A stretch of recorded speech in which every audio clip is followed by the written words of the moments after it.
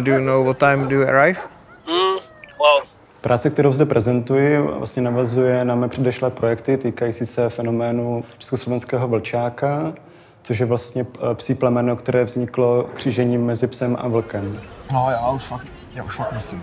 Aha, ale samci ještě nebyli? Tohle plemeno vlastně bylo kříženo pro potřeby pohraniční stráže, ale tím, že ten vlčí aspekt vlastně stále jako v tomhle plemenu jako převažoval, tak kvůli tomu, že vlastně byli třeba špatně jako cvičitelní nebo se u nich špatně vytvářela motivace, tak už se v současnosti pro policii nebo právě v té pohraniční stráži ukázali jako neúplně užiteční.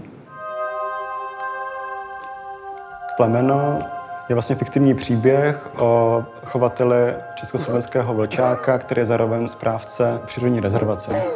A vlastně tento chovatel tak zvažuje, jestli by vlastně s tím plemenem, které má už nějaké jako zažité standardy, se nedalo posouvat jako nějak dál, čímž se vlastně dostává do konfliktu s ostatními jako chovateli. Vlastně tyhle ty úvahy ohledně toho, co by se s tím plemenem dalo dělat dál, akceleruje událost, kdy mu jeho kamarád přiveze z zahraničí zvíře jménem Embla, které vlastně po celou dobu toho videa nevidíme. Vlastně vidíme jenom ty interakce s tím zvířetem nebo z pohledu toho zvířete. Embla. She's beautiful. Já už jsem vlastně předtím dělal nějaký práce, které se zabývají vztahu člověka ke zvířatům. Ten narrativ s tím československým vlčákem tak vznikl úplně jako jednoduše, jako fascinací tím psem. Hele, tak to vypadá všechno v pořádku.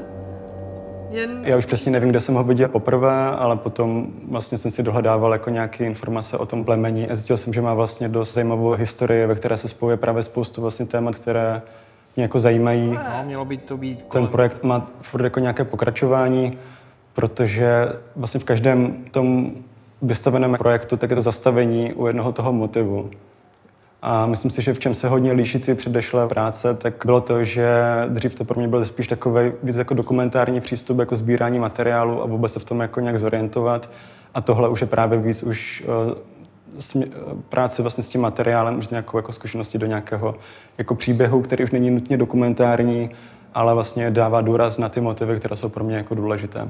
V tomhle to na jednu stranu pro mě bylo jako hodně nový, jako práce vlastně s hercema nebo práce jako s nějakým toho, jak vlastně ten příběh by měl být vystavěný.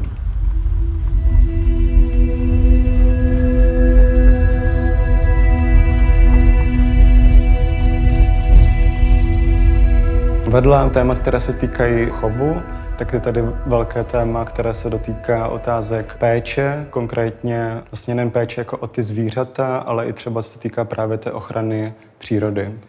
A pro mě bylo i jako důležité nedělat tady jako nějakou jako agitku, ale spíš právě ukázat, jak jsou ty termíny jako příroda, nevím, péče problematické, nebo vlastně vystavět tam nějaké momenty, které nás samotné nutí jako přemýšlet, jak s těmi termíny zacházet třeba dál.